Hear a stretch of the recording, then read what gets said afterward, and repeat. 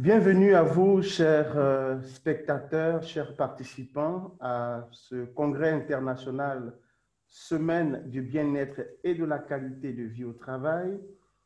Nous sommes à notre quatrième et dernière conférence de cette journée consacrée aux pratiques managériales et nous recevons pour vous François.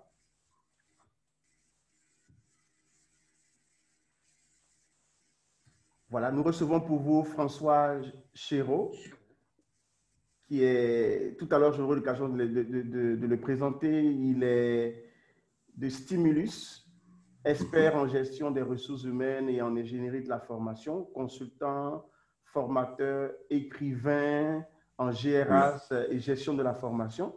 Voilà, donc c'est une personne qui va nous parler aujourd'hui de la thématique suivante: crise sanitaire, quelles pratiques managériales pour développer la qualité de vie au travail. Vous savez qu'aujourd'hui, nous évoluons dans un contexte de crise sanitaire inédite et beaucoup d'entreprises, beaucoup d'organisations ont dû inventer et mettre en place, souvent au pied levé, de nouvelles organisations du travail et de nouveaux modes opératoires. Donc, que l'activité se poursuive en présentiel ou en télétravail, une chose est sûre, c'est que le rôle des managers est essentiel pour accompagner les équipes dans les pratiques professionnelles et les modes collaboratifs qui ont été révisés. Donc, c'est dans ce contexte que, quelles que soient les missions qui sont assignées, on trouve que des missions prioritaires sont assignées aux managers pour pouvoir maintenir la qualité de vie au travail. Donc, il y a des points de vigilance, il y a des modalités de soutien à mettre en œuvre auprès des équipes. Et je pense que François se donnera tout le bien pour nous aider à voir un peu plus clair sur les mécanismes, sur les pratiques que nous pouvons mettre en place pour que, au cœur de cette crise, et même si nous évoluons vers la réalisation d'objectifs et de performances, comment est-ce qu'on peut tout de même développer et maintenir la qualité de vie au travail de nos collaborateurs. Bonsoir encore à toi, François. Merci. Voilà, donc j'ai essayé de te présenter de façon sommaire. Hein. Je te donne la possibilité, si tu le souhaites, d'ajouter quelque chose à ta présentation pour qu'on puisse mieux faire connaissance avec toi. D'accord.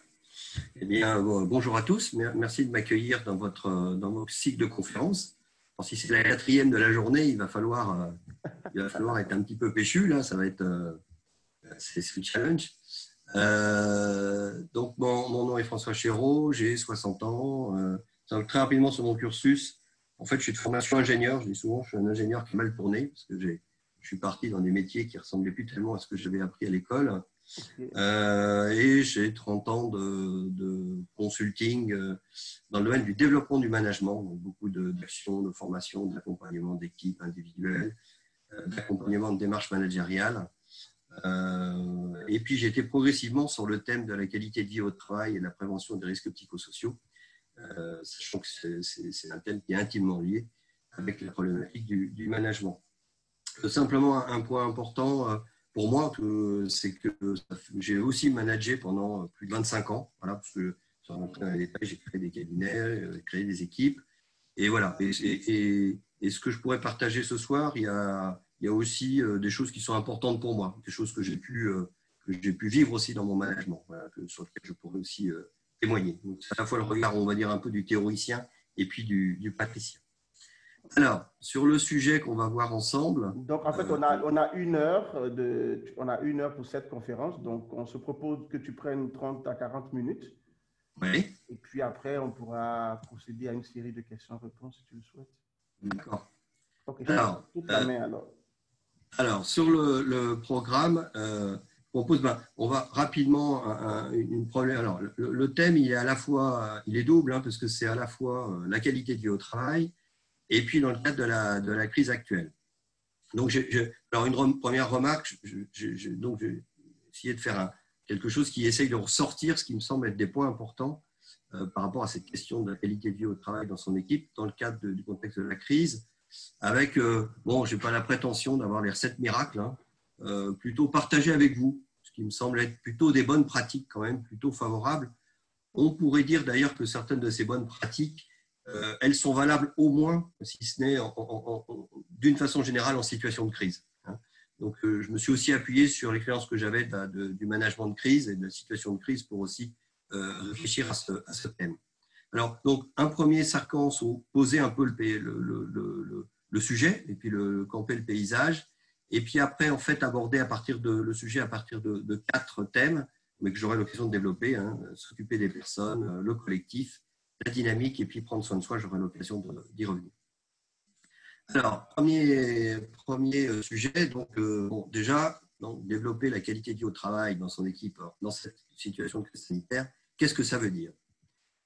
Alors, je suis revenu déjà sur, d'abord, la qualité de vie au travail, c'est quoi? Alors, bon, là, ce n'est pas très original, je repars de la définition de ce qu'on appelle, nous, l'accord national interprofessionnel en France sur la qualité de vie au travail, mais qui a une vertu au moins de définir quelque chose de façon simple et concrète. Disant que la qualité de vie au travail, c'est quoi? Ça peut s'envisager comme un sentiment de bien-être au travail, partagé individuellement et aussi collectivement. Donc, on parle bien, quand on parle de la qualité de vie au travail, et de l'accès, comment préserver le sentiment de bien-être ou réparer ce sentiment de bien-être qui a pu être dégradé via la crise sanitaire. Alors, de façon plus précise, alors ça veut dire quoi la crise sanitaire? Alors, nous, le constat que j'en ai au travers des interventions qu'on a avec les clients, c'est qu'on a différents types de champs qui peuvent avoir été impactés et qui ont un impact sur le bien-être des personnes. Conditions de travail, bien évidemment. Entre je suis en télétravail, est-ce que je suis bien installé, mal installé? Je suis en télétravail, je n'ai plus à me déplacer. Mais inversement, je suis sur site, j'étais hier dans une grande tour à la Défense où tout le monde était avec son masque, respectant les distances de sécurité. Enfin bref, il y a des impacts très clairs sur les conditions de travail. Il y a des impacts sur les charges de travail, on pourra y revenir aussi. Il y a des impacts sur les relations, bien évidemment, qui ont pu être déjà impactés par la notion de télétravail, mais qui restent encore impactés. J'étais encore frappé hier. Dans cette entreprise, du coup, les coins café ont été condamnés. Quand vous êtes dans l'ascenseur, vous êtes répartis sur 4 coins à 3 mètres des autres personnes. Enfin, quelque part, quand même, les conditions de réalisation des relations sont impactées. Les conditions du soutien, bien évidemment. Sentiment d'injustice. Quand je parle de sentiment d'injustice, ça, c'est des choses aussi qu'on a pu constater chez certains clients. C'est le fait que ça a introduit des différences dites de traitement perçues par les salariés et qui a pu générer des sentiments d'injustice. Le classique, c'est le sentiment d'injustice perçu entre des personnels qui sont obligés d'aller travailler sur site et ceux qui sont en télétravail, par exemple. Et ça a créé les sentiments d'injustice aussi créés, dans certains cas, à l'inverse, par le fait que certaines personnes ayant été travailler sur site aient touché des primes et pas les autres. Enfin bref, il y a eu aussi des choses qui se sont jouées et qui ont pu générer des sentiments de cette nature. Des impacts, bien sûr, sur la santé, bien évidemment, malheureusement, d'ailleurs, parfois, dans certains cas. Autre impact aussi, bien évidemment, sur l'activité et sur, du coup, la crainte potentielle d'un chômage, voire d'un chômage partiel dans un certain nombre d'entreprises. À l'inverse, d'ailleurs, dans certains cas aussi, découverte d'une nouvelle vie. D'ailleurs, moi, je viens de faire une enquête là, dans une entreprise basée en région Rhône-Alpes et j'ai eu des gens qui m'ont dit « mais ce truc, c'est super, je bosse en télétravail, ça m'a permis de prendre du recul, je vois les choses d'une façon différente. » Enfin, on a vraiment des impacts aussi de cette nature qui ont pu se jouer. Alors, du coup, avec une remarque, et c'est la difficulté de l'exercice quand on parle de ce sentiment de crise, c'est qu'on a du coup des choses qui… Est-ce que vous m'entendez bien? Oui. C'est bon, c'est bon, c'est bon. Ah, d'accord, à un moment, j'ai eu un doute. Alors, on a la particularité aussi de crise, c'est que du coup, on a des vécus qui sont très variés, quoi. Très, très variés.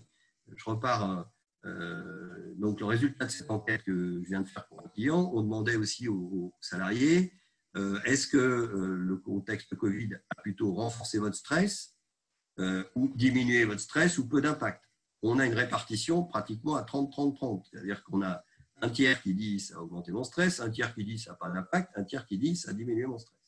Donc, on a dans cette situation, difficile d'en tirer des leçons, si ce n'est que le vécu, il est propre à chacun, et ça, on peut en tirer des leçons par ailleurs sur ces pratiques du management, on y reviendra. Donc, difficile de tirer en tous les cas des leçons générales sur les impacts en matière du coût de bien-être des personnes dans le cadre de ce nouveau contexte de travail. Alors, et le manager dans tout ça. Alors, le manager, moi j'aime bien ce dessin-là, déjà qui est la problématique du manager sur cette question du bien-être au travail, hein, qui doit articuler, alors ce n'est pas une utopie, hein, mais qui doit articuler à la fois des exigences hein, au sens large de performance, et puis à la fois des salariés qui soient plutôt du bien-être au travail, qui ne soient pas en hyperstress. Donc il est dans cette problématique, le manager, mais alors avec une couche supplémentaire, dans certains cas, avec comment rattraper le temps perdu. Enfin, il y a des problèmes. Moi, j'ai eu des managers clairement qui m'ont dit, je pense à une société d'ingénierie avec des projets, en me disant, écoutez, nous, on est obligé d'arrêter. On a pris du retard là, sur les projets, donc il faut qu'on cavale 2 fois plus pour rattraper le temps perdu.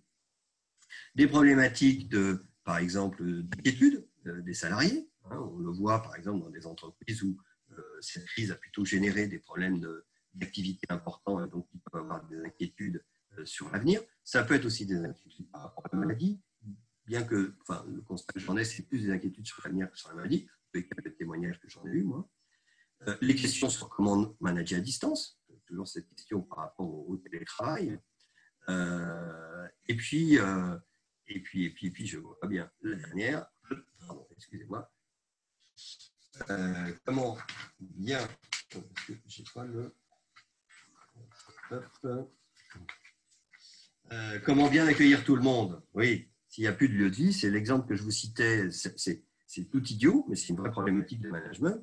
Plusieurs entreprises qui ont rouvert leur bureau en ayant fermé la cafétéria, les coins café, plus de réunions possibles, si c'était dans une salle de réunion où on se regarde en chien de faïence en se mettant à 2 mètres de distance avec des masques. Donc, quelque part, ça a quand même cassé ça a limité la convivialité et limiter les liens entre les personnes. Donc, il y a aussi cette problématique-là. Bref, on pourrait rajouter d'autres questions qui peuvent poser au management. Il a quand même une situation, en tous les cas, à gérer, toujours à concilier ce stress et bien-être dans cette configuration avec d'autres problématiques qui s'y rajoutent. Alors, par rapport au sujet, quoi faire hein moi, ce que je voulais vous proposer, c'était 3 recommandations. Plus une, parce que la dernière, elle est un petit peu particulière. 3 recommandations.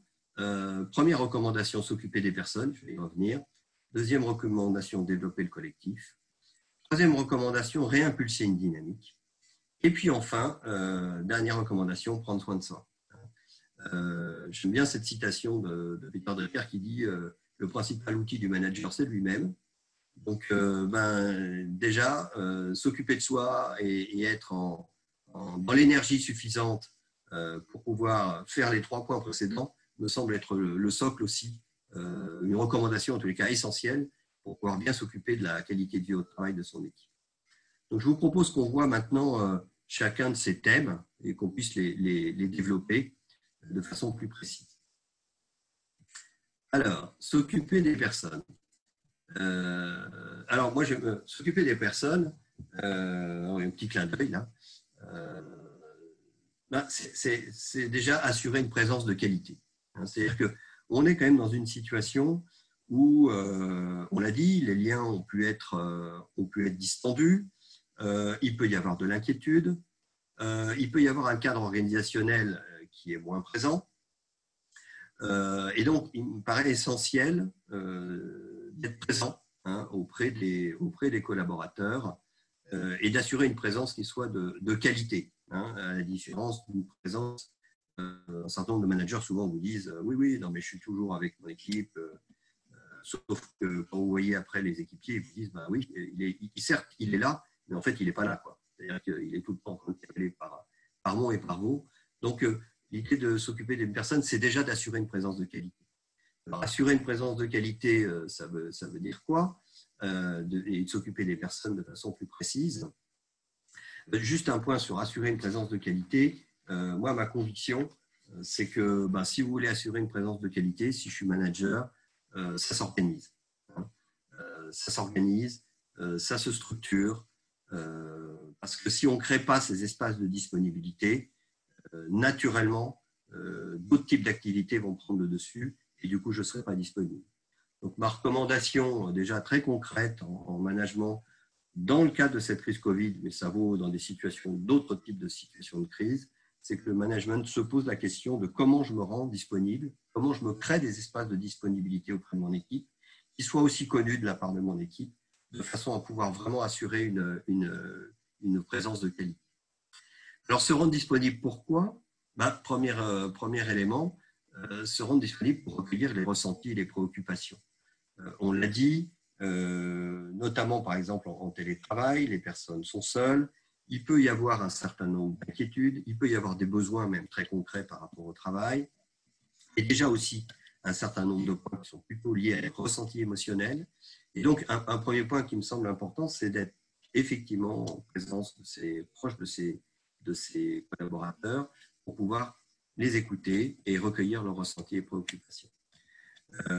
Rappelons-nous, on disait d'ailleurs la situation est très très variée. Donc si jamais je veux avoir un management qui soit le plus approprié, vu qu'il y a des situations, des postures très variées entre les personnes, pour ça il faut que j'identifie où en est chacun, où est celui qui est plutôt bien dans cette situation, où est celui qui est plutôt mal. Et ça, là, pour pouvoir l'identifier, le mieux c'est d'être disponible et pouvoir écouter ce que ressentent les gens. Deuxième principe dans s'occuper des personnes, dans la situation de crise, en règle générale, une caractéristique, c'est que ça génère un certain nombre toujours de malentendus. Si je travaille à distance, ça ne peut que se renforcer. Et ces malentendus, ils sont générateurs de tensions, ils sont générateurs d'inquiétudes et de préoccupations. Donc, par rapport à cette notion de se rendre disponible et répondre aux malentendus, je prends cet exemple. J'ai eu cette chance d'accompagner un directeur, un manager, qui a dû gérer une crise très importante dans un site industriel. Et cette personne, ça a duré plusieurs mois, pendant plusieurs mois de cette crise, a passé la moitié de son temps, je dis bien la moitié de son temps, ça m'a été confirmé par les équipes, donc il passait toutes ses matinées sur le terrain, à être là, à écouter les personnes, déjà première étape. Alors je lui disais, c'était une personne assez solide, un breton, un peu le rocher, le roc, le phare de Penmar face à la tempête. Et je lui disais, mais comment ça se passait? Il me disait, je m'en prenais plein, excusez-moi les termes, mais je m'en prenais plein la gueule. Et c'était très important que je sois là. Et ça m'a été confirmé par les personnels de terrain en disant, qu'est-ce que ça a été aidant qu'ils soient présents, déjà pour permettre l'expression des émotions, et puis pour pouvoir, deuxième chose, canaliser ces émotions, et c'est là où j'en arrive au deuxième point, et clarifier les malentendus. Alors lui, il avait cette expression qui m'est restée, il disait « j'étais au ball-trap des malentendus ». Vous savez, le ball-trap, c'est ce sport qui consiste avec un fusil à tirer sur des soucoupes pour les faire tomber. Et il me disait, sans cesse, j'étais en train à la fois d'écouter et à la fois de répondre, de dire non, ça c'est pas vrai, ça c'est pas possible, ça vous fait fausse route. Pour simplement déjà limiter au moins le champ du flou, clarifier les choses et limiter du coup toute cette déperdition d'énergie qu'il peut y avoir autour des malentendus. Donc présence, écoute, clarification des malentendus. Et puis troisième point, apporter des réponses concrètes, bien évidemment. Et là, on va rejoindre des techniques qu'on connaît bien pour, par exemple, gérer une pression, gérer un stress, qui est d'apporter une réponse auprès d'une personne, que ce soit une réponse en termes d'arbitrage, d'organisation, de conditions de travail, de formation, de moyens. Voilà, tout n'est pas qu'une affaire de perception sur les deux premiers points, il y a aussi des réponses concrètes à apporter. Et ça va partir encore toujours de la première étape. Et puis enfin, mais ça on rejoint des bonnes pratiques de management, une fois que j'ai fait ça, je peux viser à mettre la personne en force de proposition parce que l'action est libératrice. Donc, s'occuper des personnes, c'est vraiment un axe qui me semble essentiel dans cette situation de crise, à la fois parce qu'il y a cette variété des situations, donc un management adapté, et puis parce qu'il peut y avoir de l'inquiétude, il peut y avoir des malentendus, il peut y avoir des besoins concrets auxquels on ne répond pas pour mieux organiser le travail. Et donc, pour ça, il faut passer du temps, se rendre disponible et pouvoir écouter et répondre et apporter des réponses concrètes. Alors, moi, ce que je vous disais, assurer une présence de qualité, c'est faire quoi ? Moi, je crois beaucoup à organiser sa disponibilité, se donner des routines d'entretien, de présence, qui va permettre d'être vraiment disponible pour écouter vraiment, parce que pour moi, l'écoute, la meilleure définition que j'en ai, c'est être disponible à l'autre et puis s'intéresser à ce que la personne vit. Alors, les points de vigilance dans la crise, il y a quand même des points de vigilance qu'on peut souligner qui sont particuliers à cette crise du Covid. Moi, je reprends, je les remets en perspective, j'en ai déjà parlé.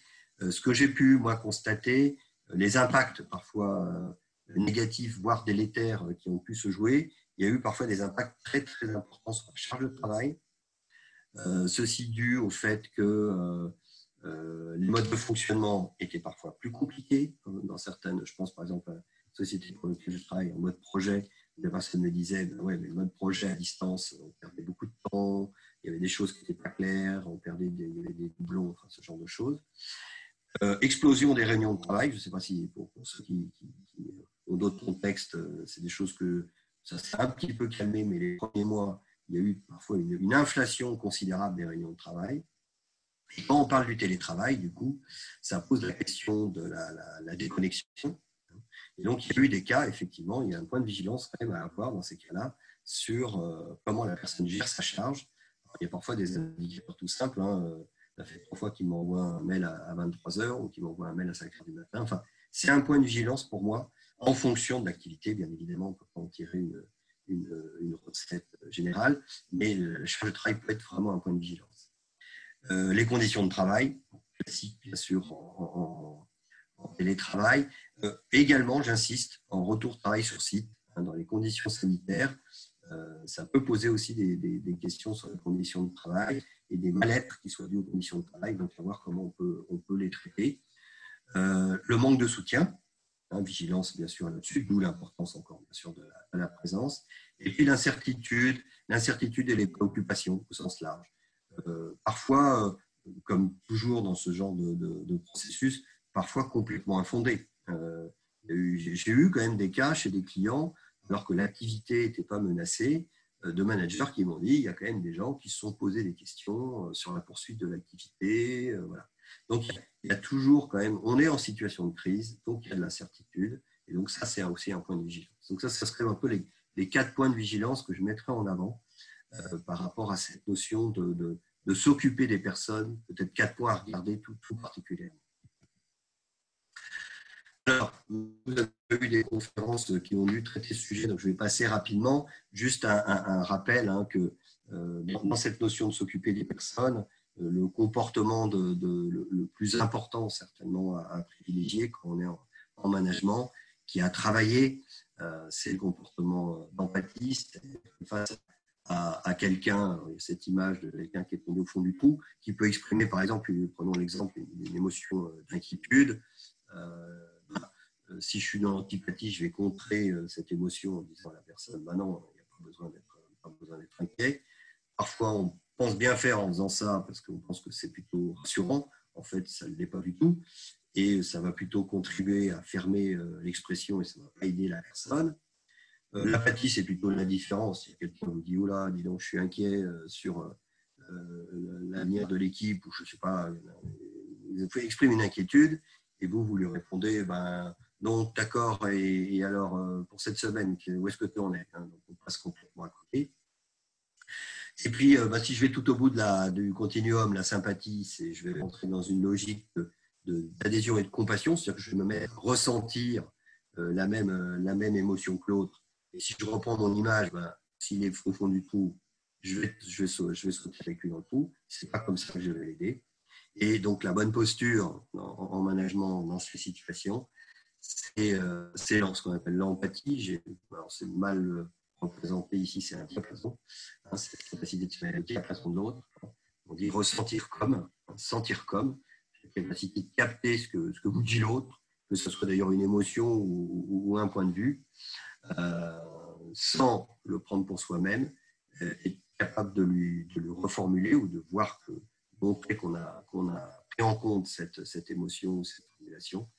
Et du coup, à partir de ça, là, on peut rester tout en restant au bord du trou. On peut construire un lien avec lui et l'aider à sortir du trou. Donc, c'est vraiment, encore une fois, alors c'est pas nouveau, hein, l'empathie est un thème qui est travaillé, qu'on travaille beaucoup sur toutes les formations, notamment au bien-être. C'est d'autant plus important, très certainement en situation de crise et cette situation de crise sanitaire. Dernier point, quand on parle de s'occuper de personnes, il y a toujours cette problématique il peut y avoir des personnes qui soient vraiment en souffrance, hein, et donc cette problématique de se dire, c'est quoi les signaux pour repérer des personnes en souffrance. Donc là, on sait que, nous, c'est comme ça qu'on le présente, il y a 4 grands types je vais en présenter 3 types de signaux possibles, hein. Il y a des signaux physiques, hein. Alors j'ai mis notamment aussi des signaux qui peuvent être tout à fait captés à distance. J'étais hier encore dans une entreprise où les managers travaillent beaucoup encore à distance. Ils m'interpellaient en me disant, c'est quoi les signaux à distance? Il y en a. Une tonalité de voix, elle est très... elle peut être, le téléphone, si on est vraiment bien dedans, si on est attentif à ça, une tonalité de voix, une respiration, ça parle beaucoup. Ça va immédiatement, ça peut traduire ou quelqu'un qui a la pêche ou quelqu'un qui n'est pas bien. Donc, ça peut être une prise de signal qui peut être intéressante. Après, des choses plus différentes, un maigrissement, prise de poids, fatigue, des sommeils, votre tête.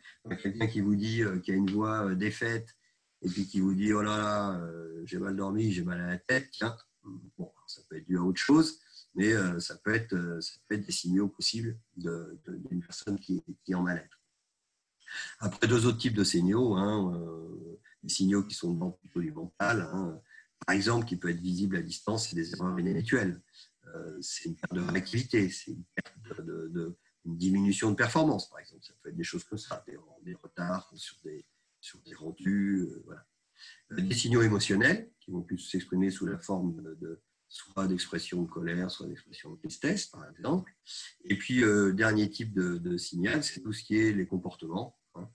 L'isolement. Alors, l'isolement à distance, comment ça peut se manifester? Parce que à distance, c'est plus compliqué, mais ça peut se manifester par une com écrite. Répond plus à mes mails, met du temps à répondre, ça ne lui ressemble pas. Une com écrite même peut parler. 3 petits points, un mot qui vous surprend, voilà. Hein, il peut y avoir des choses qui peuvent se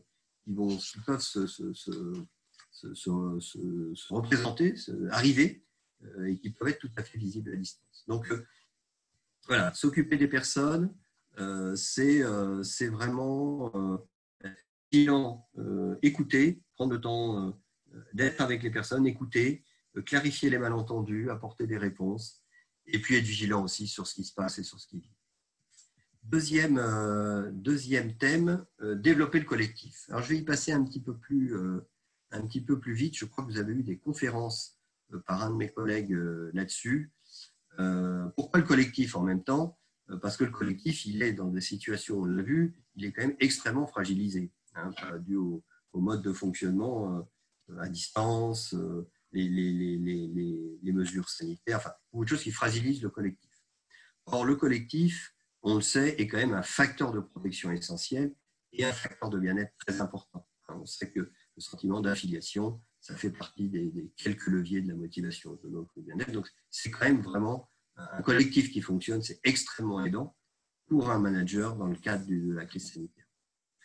Donc là, comment faire pour organiser le collectif? Je vais y passer rapidement parce que je pense que vous avez dû voir plus précisément ce schéma. Nous, on utilise beaucoup le schéma de Will Schultz, l'élément humain pour travailler avec les équipes.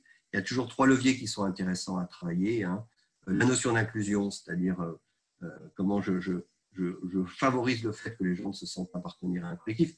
Exemple tout bête, J'entendais hier un manager me dire, moi, du coup, mon équipe, comme les gens se voient peu, on a mis en place une newsletter, que chacun contribue à la newsletter, et toutes les semaines, on envoie cette newsletter à tout le monde qui donne des nouvelles de chacun. C'est tout simple, c'est tout idiot, mais ça contribue à rendre visible l'équipe et ça contribue à renforcer le sentiment d'appartenance. Tout ce qui va contribuer à des réunions où je fais un protocole. Il y a plein de dispositifs comme ça qui favorisent l'inclusion et qui seront favorables à la dynamique du collectif. L'influence, c'est plutôt le fait que c'est comment est-ce que j'ai une influence dans le fonctionnement du collectif. Donc là, ça renvoie déjà aux pratiques de management classique du manager. Ce qu'on peut faire, par exemple, un truc tout simple aussi, que j'ai suggéré, que j'ai vu faire par des managers, c'est le manager me dit je suis embêté, comment on va fonctionner dans ces nouvelles modes de fonctionnement en crise sanitaire, comment on peut faire pour que ça soit sympa. Quand même, je lui dis écoutez, peut-être le mieux, posez la question à l'équipe, mettez-vous d'accord ensemble, travaillez collectivement sur les nouveaux modes de fonctionnement qui vous vont bien dans le cadre de cette crise sanitaire. C'est une façon à la fois de travailler sur l'influence. C'est certainement les meilleures solutions. Dans le cas, si elles ont été produites par l'équipe, elles seront mises en place. Et c'est une façon encore de travailler sur le collectif. Et puis l'ouverture, troisième dimension, c'est la notion de je me sens confiant et ouvert vis-à-vis des autres. Là, par rapport à des situations de crise, il y a encore des discours, les occasions de convivialité, les occasions d'ouverture entre les personnes ont été fragilisées. Pareillement, sans doute, il est intéressant d'en recréer. Pareillement, hier, je discutais avec ces managers et certains, moi, c'est des dispositifs que j'avais vus mettre en place, mais ils m'en ont reparlé hier. Le café virtuel, on a un point dans l'équipe, tous les matins à 8h30, se connecte qui veut. On est tous avec une tasse de café à distance. Et du coup, on parle de la pluie et du beau temps. On ne parle pas business. Ça dure une demi-heure. Et puis voilà. Et puis on a mis en place autre élément, par exemple. On a mis en place, comme les gens étaient à distance et étaient un peu paumés quand ils avaient besoin d'un appui, on s'est mis d'accord sur des règles d'appui, de solidarité des uns envers les autres. Et du coup, ça favorise aussi l'ouverture. En faisant ça aussi, on favorise l'inclusion. Bref, en partant de ces trois leviers, il peut y avoir plein de réponses possibles à apporter et qui vont favoriser le bien-être de l'équipe dans le cadre de cette crise. Troisième recommandation, impulser une dynamique. Alors, impulser une dynamique, j'ai envie de m'appuyer sur cette belle citation d'Antoine de Saint-Exupéry, si tu veux construire un bateau, fais naître dans le cœur les hommes le désir de la mer, pour dire, quelque part, aussi cette crise, elle est un peu plombante, quoi. Et donc, je pense qu'il y a aussi une façon d'avancer. Alors, autant c'est important de parler des préoccupations, des peurs, voilà, on en a parlé tout à l'heure, autant ça me semble aussi important de mettre de l'énergie positive dans le système, de redynamiser son équipe et puis de mettre de l'énergie positive dans le système, de redonner de l'envie. Alors, comment faire ? Là, quelques recommandations encore sur cette notion de redonner une dynamique. Travailler sur contribuer, aider à donner ou redonner du sens. Là-dessus, quand même, dans la crise, moi j'ai eu, alors c'est intéressant, j'ai eu des clients dans le domaine de la santé, ils m'ont dit, alors nous, dans le domaine de la santé, les gens, le sens, c'est même pas la peine de leur en parler, quoi. Ils étaient à fond dedans. Hein. En revanche, j'ai eu des clients industriels qui me disaient, mais moi au début, les gens se disaient, mais pourquoi je viens bosser, quoi ? Ça sert à quoi de fabriquer des tôles pour fabriquer des bagnoles, sachant que le problème, il n'est pas là, quoi. Et là, ils ont réfléchi d'ailleurs pour cette entreprise et identifié que c'était important de redonner du sens, que leurs produits pouvaient servir aussi à la réponse à la crise sanitaire. Et donc, il y a un travail qui est vraiment intéressant à faire. Il y a vigilance sur la perte de sens dans certains types d'activités et intérêt à ce moment-là de retravailler là-dessus, parce que ça, on sait que c'est quand même un impact fantastique. Deuxième recommandation, adopter une approche positive dans toutes les situations. C'est ce qu'on appelle l'attitude intérieure positive, mais qui me semble essentielle. On connaît bien l'effet Pygmalion, combien la vision positive que j'ai des personnes, par exemple, que je manage, va avoir un impact positif sur leur motivation et leurs résultats. On connaît bien en psychologie positive les impacts aussi de l'optimiste versus le pessimiste. On sait que même si ça peut paraître un peu trivial, mais l'optimiste, à la fois, va ramener plus de bien-être dans son équipe et va plutôt favoriser de meilleurs résultats. Bref, l'attitude positive qui consiste à être toujours dans une tension de recherche de solutions, de mise plutôt en avant de ce qui va bien, de communiquer positivement, qui sont toutes des choses qu'on peut travailler plus finement, me semble vraiment essentiel aussi dans cette situation de crise pour dynamiser l'équipe. Stimulé par la reconnaissance et les encouragements, également. Là, je rejoins encore un principe de management essentiel. Et puis, deux derniers points, un peu différents. Penser à traiter les irritants. Et ça, je pense qu'on ne fait pas rêver quelqu'un. J'aime bien ce proverbe, paraît-il chinois. On ne fait pas regarder les étoiles à quelqu'un qui a des petits cailloux dans ses godasses sur le marché.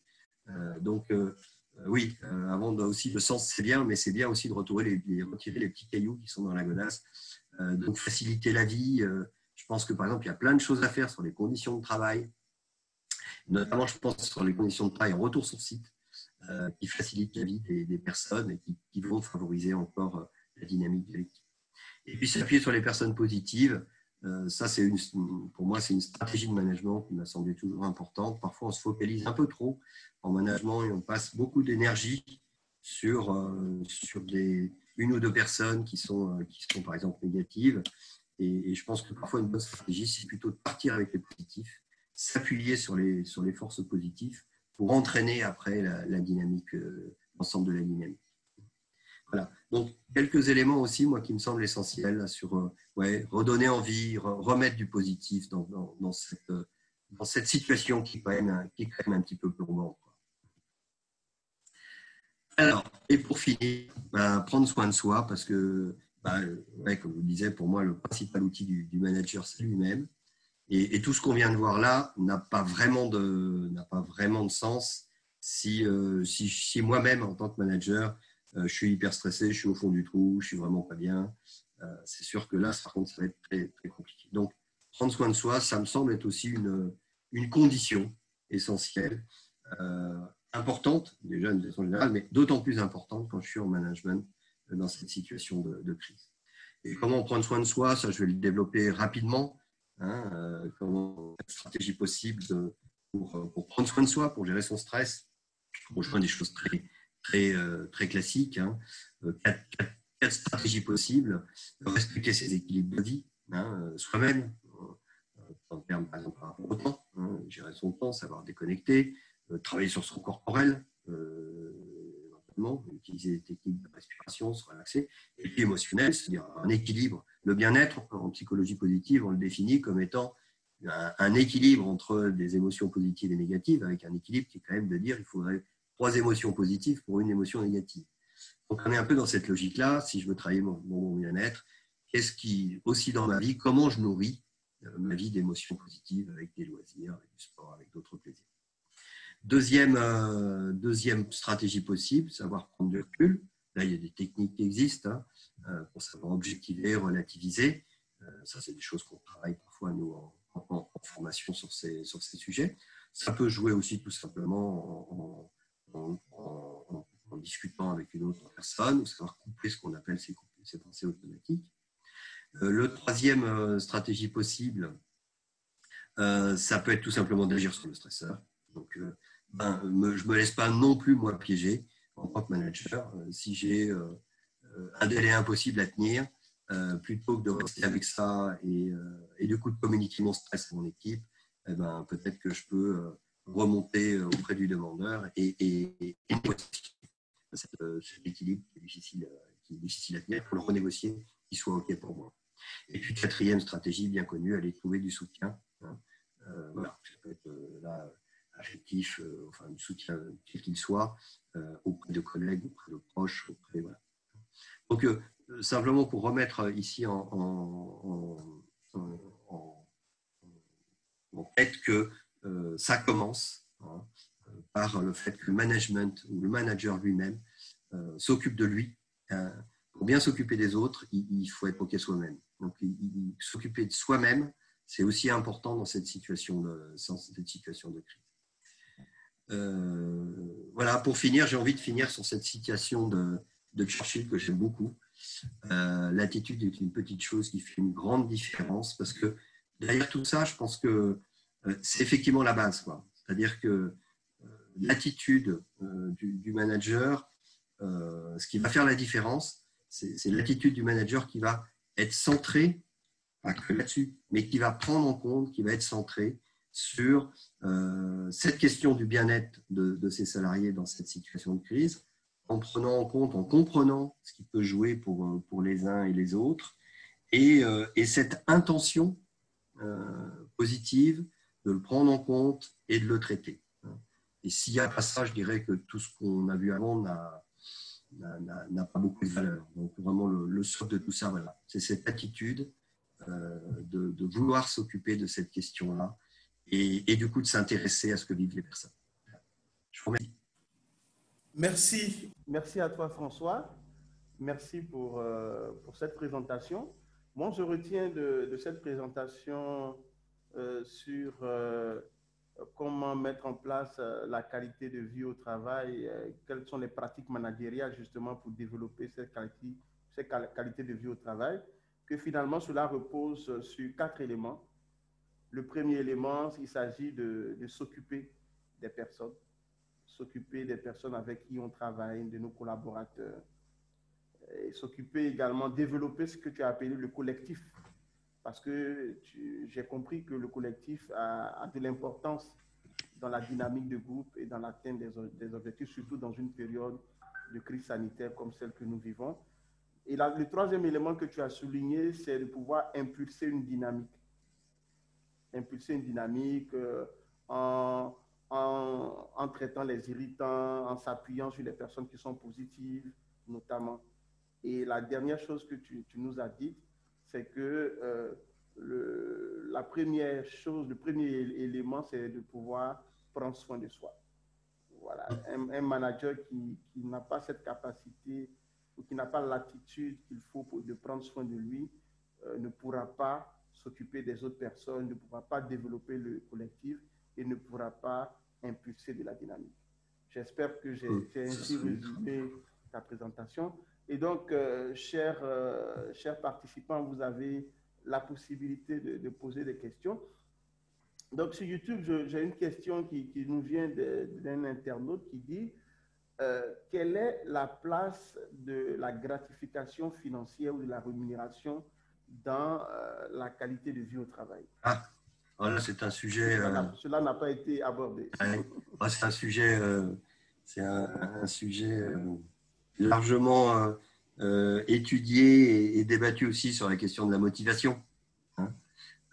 Moi, ma conviction sur la rémunération, on sait déjà que la rémunération, en termes d'outils de motivation, en fait, ça a des effets très courts dans le temps. Maintenant, en même temps, on ne peut pas nier, on ne peut pas non plus dire, on a dit d'ailleurs pendant des décennies avec le taylorisme que la motivation et finalement le bien-être au travail était lié à la rémunération. On ne peut pas dire non plus maintenant ça n'en fait pas partie. Donc moi ma conviction là-dessus c'est que on sait que la rémunération, une juste rémunération va contribuer quand même à un sentiment de satisfaction de la personne. Au contraire, si j'ai le sentiment d'être mal payé, là par contre je vais plutôt avoir un ressenti d'injustice et de frustration. Donc pour moi la rémunération elle est plus un facteur non pas de motivation mais de frustration et donc qui peut effectivement du coup avoir un impact très clair sur ma qualité de vie au travail. Donc après c'est des politiques de rémunération, c'est-à-dire comment une entreprise gère ça, quelle est sa politique. Voilà, moi j'ai eu une conviction après, quand j'ai eu l'occasion de gérer une boîte, développer une boîte pendant 20 ans, c'était d'avoir une politique qui soit juste et qui soit juste par rapport aussi au bassin d'emploi, parce que les gens vont se comparer par rapport au bassin d'emploi. Donc effectivement, ça en fait partie. Ça génère plus de... Ça génère, on va dire, quand même un sentiment de satisfaction. Hein. C'est plus limité en motivation. Et quand ce n'est pas présent, effectivement, ça peut, en tous les cas, pénaliser mon bien-être, mon sentiment de bien-être au travail. Si je le dis comme étant quelque chose de très...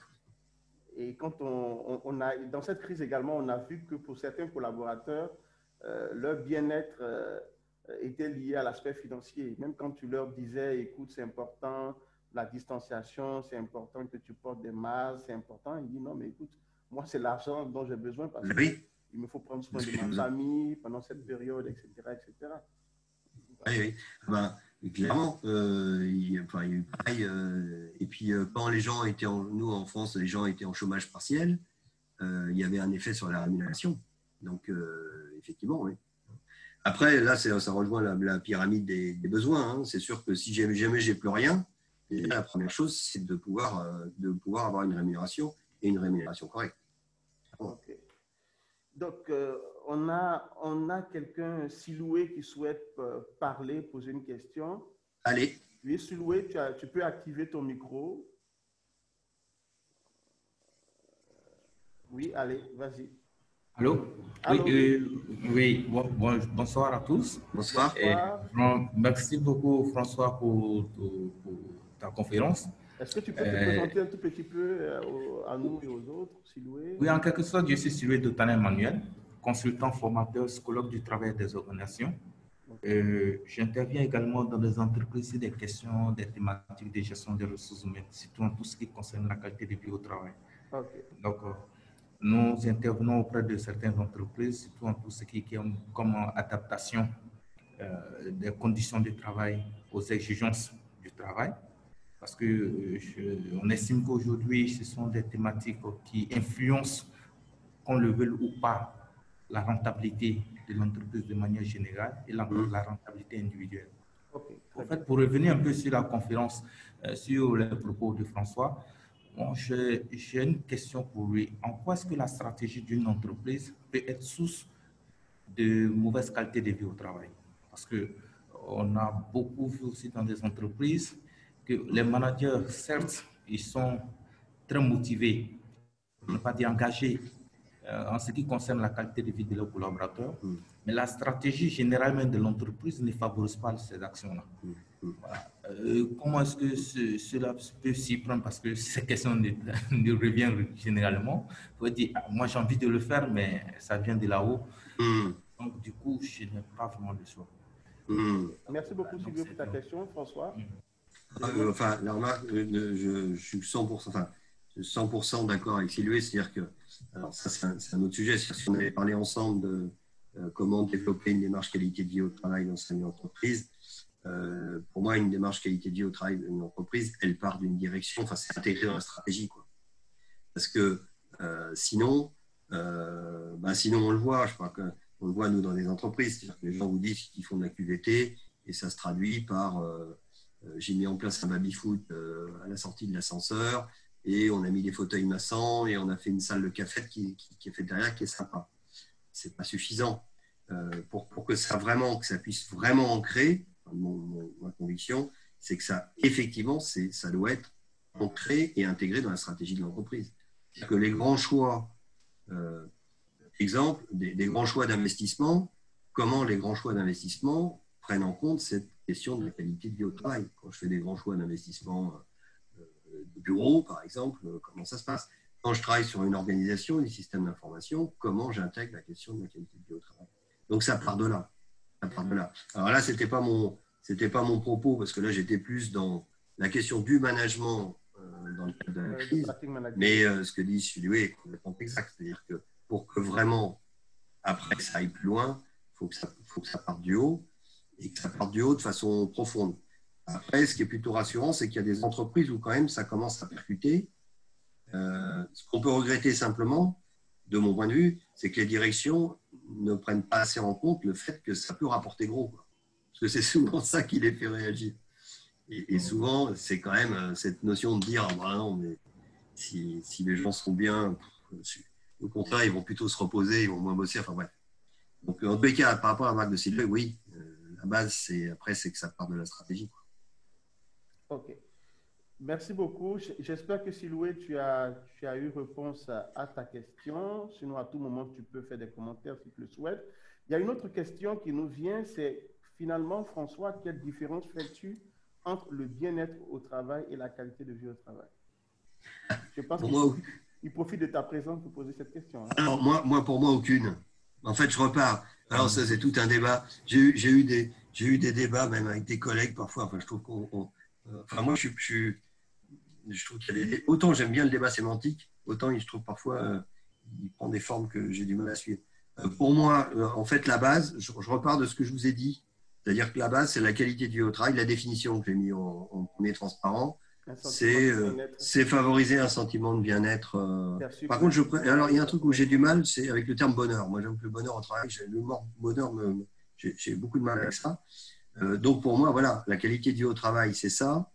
Et du coup, les deux termes sont liés de cette façon-là.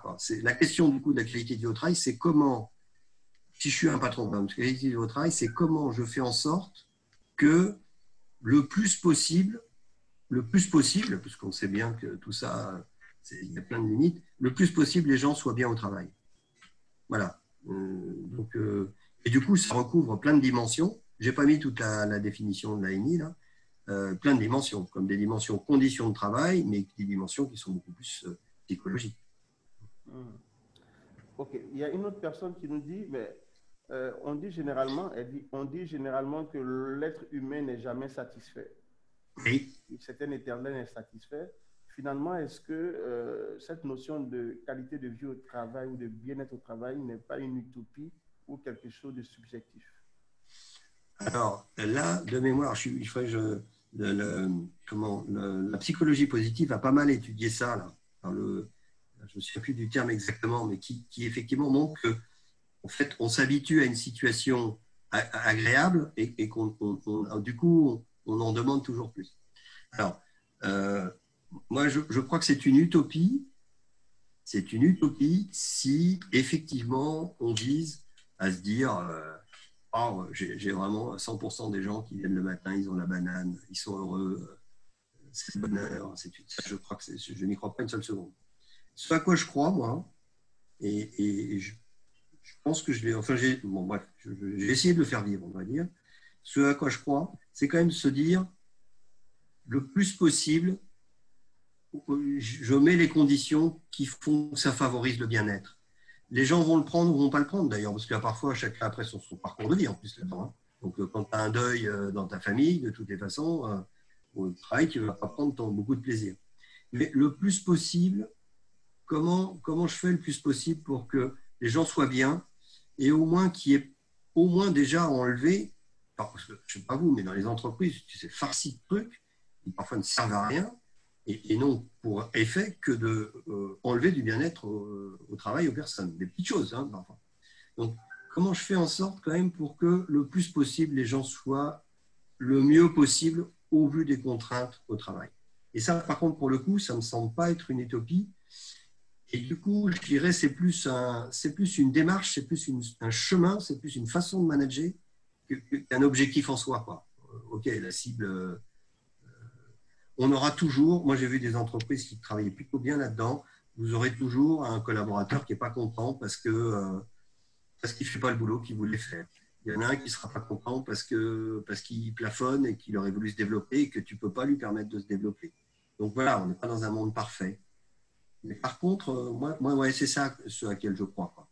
Et ça, je pense que ce n'est pas une utopie. Est-ce que, François, pour toi, est-ce qu'il ne serait pas utile de clarifier auprès des collaborateurs ce que veut dire bien-être pour chacun d'entre eux? Parce que, est-ce que ça existe une solution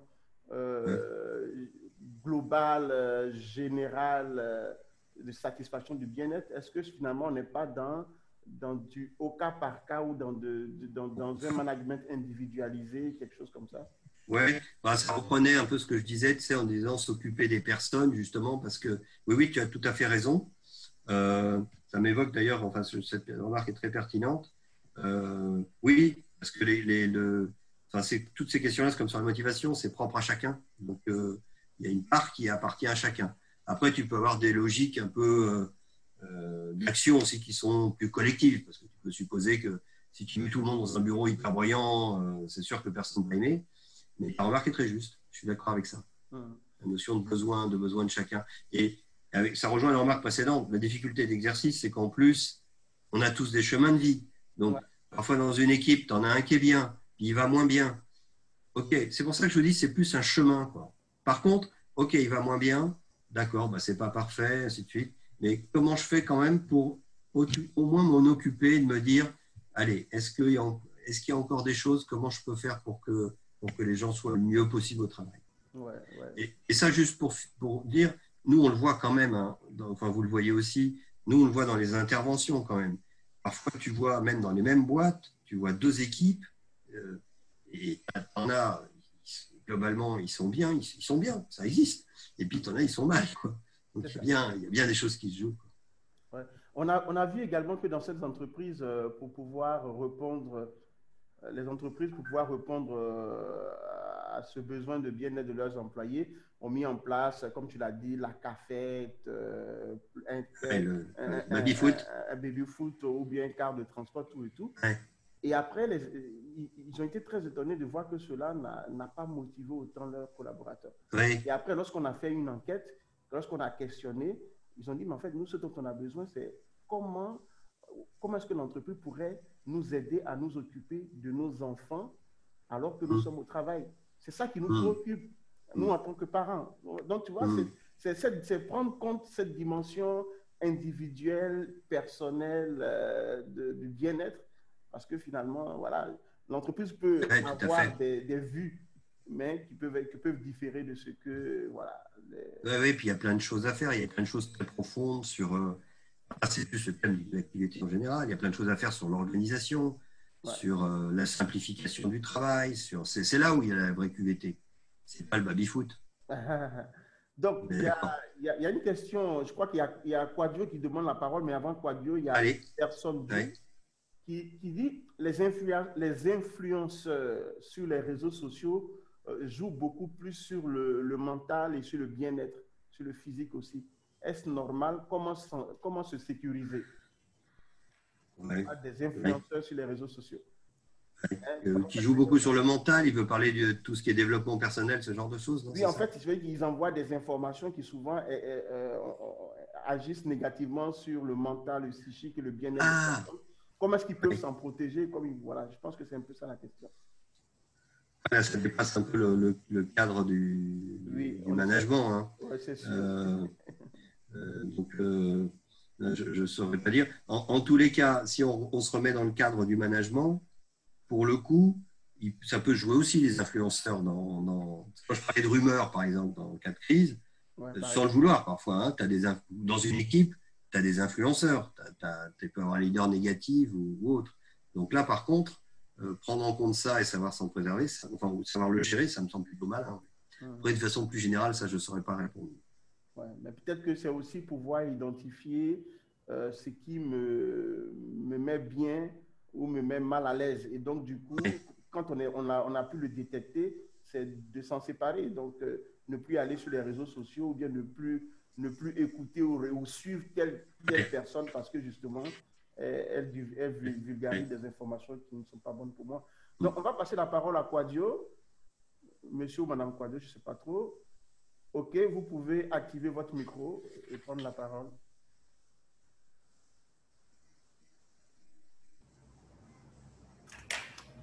Quadio, vous pouvez simplement activer votre micro.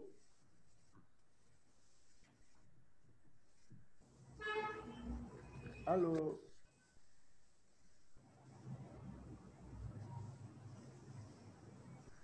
OK. Si vous n'y arrivez pas, peut-être que vous pourriez poser votre question dans le chat.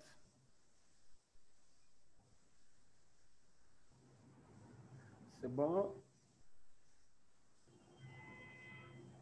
OK, allez-y. Allez-y, on vous écoute. Allô? Normalement, votre micro est ouvert.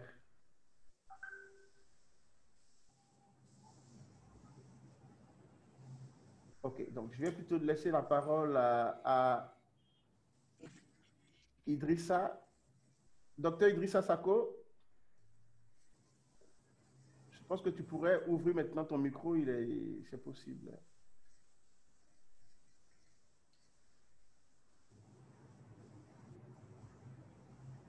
Docteur Idrissa Sako.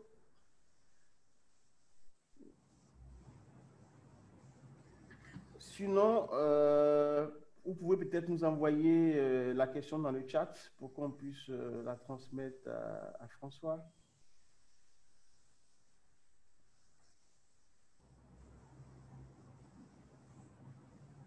Okay, je crois qu'ils ont quelques difficultés à activer leur micro.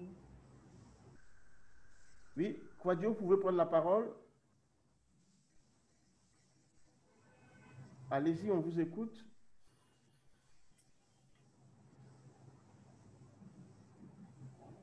Allô?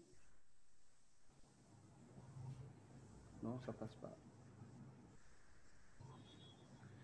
Ok, voilà.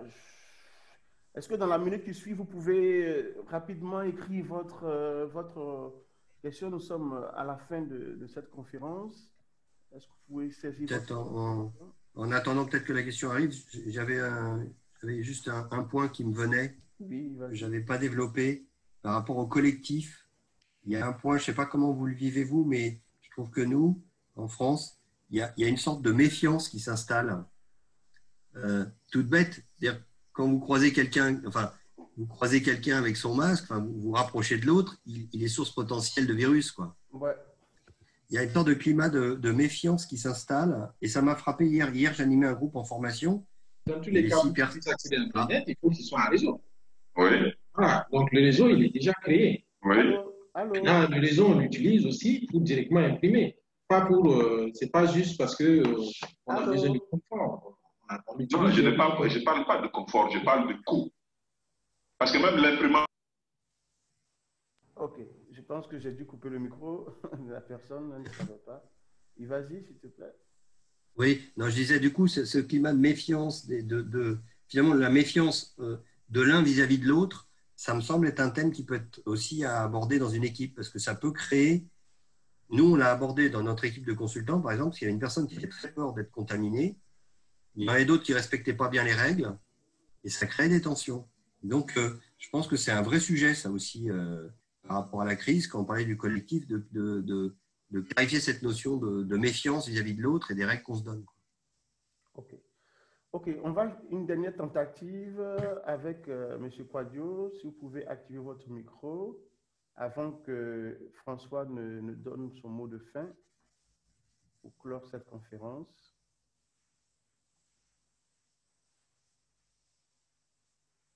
Ou bien Dr Idrissa Sako, s'il est encore en ligne. Il est toujours en ligne. Ok. Ok, Siloué, vous pouvez activer votre micro. Alors, j'espère que vous m'entendez. Oui, on vous entend. Ok. Pour revenir un peu sur la mise en place d'une politique de gestion de la qualité de vie en entreprise, comme le disait tout à l'heure François, il ne suffit pas de mettre un baby-foot à la rentrée de l'entreprise pour dire qu'on améliore les conditions de vie. Ou bien on participe, on met en place une politique pour gérer la qualité de vie des salariés. C'est tout un autre sujet. Pour dire que la gestion de la qualité de vie, c'est de la responsabilité et des managers et de la direction, pour ne pas revenir à ce que j'ai dit au début. Mais ça relève aussi d'une enquête interne. Aujourd'hui, avec le développement des outils digitaux, surtout des réseaux sociaux, comme vous l'avez dit tout à l'heure, les gens sont à longueur de journée propagés par de mauvaises nouvelles, surtout liées à la COVID. Donc, ça devient un peu plus compliqué de pouvoir faire une bonne communication. On a également des outils où les entreprises peuvent contrecarrer ces nouvelles-là en apportant les bonnes informations aux salariés. Parce qu'ils savent que ces informations vont contribuer d'une manière ou d'une autre à développer le bien-être au travail. Donc, moi, c'est deux, je voulais revenir pour dire qu'une politique de gestion de la QVT en entreprise nécessite au préalable, bien sûr, des enquêtes. Parce que vous-même, vous l'avez dit tout à l'heure, nous n'avons pas besoin de la télévision ici, parce qu'on a d'autres préoccupations, mais avec des applications métiers aujourd'hui, on peut faire des enquêtes anonymes et connaître véritablement vers quel besoin, quel est le besoin réel des salariés en matière de recherche de bien-être au travail. En fait, c'était un peu ma petite contribution. Merci beaucoup à toi, D'accord. Siloué. Est-ce que, M. Quadio, une dernière fois, parce qu'on va maintenant clore. Vous pouvez parler? Non, c'est bon. OK. En tout cas, merci beaucoup. François, on a été très heureux de te recevoir sur cette Merci à vous. Donc, quel est ton mot de fin? Qu'est-ce que tu souhaites que finalement on retienne des pratiques managériales pour instaurer la qualité de vie au travail en entreprise? Ah, j'ai envie de dire, prenez soin de vous. Voilà. Ça serait le message. Non, mais ça serait le message à renvoyer à des managers. Parce que je pense qu'ils ne le font pas assez. Et de plus en plus, ils se retrouvent confrontés à beaucoup, beaucoup de tensions. Là, ils sont quand même confrontés à des situations totalement inédites. Et sincèrement, ouais, c'est à moitié une boutade. Je pense que c'est vraiment important qu'ils prennent soin d'eux. OK. Donc, nous restons sur cette phrase.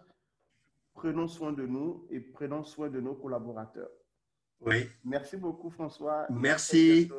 Bonne continuation à vous. Et demain nous terminons. Juste vous dire que demain, ça sera la 5e et dernière journée de ce congrès. Et ça sera une journée qui sera consacrée à la gestion des ressources humaines et à l'équilibre vie personnelle, vie professionnelle. À demain. Super. Merci. Une très belle conférence à vous. Merci beaucoup. Et au plaisir de vous rencontrer. Au revoir. Au revoir.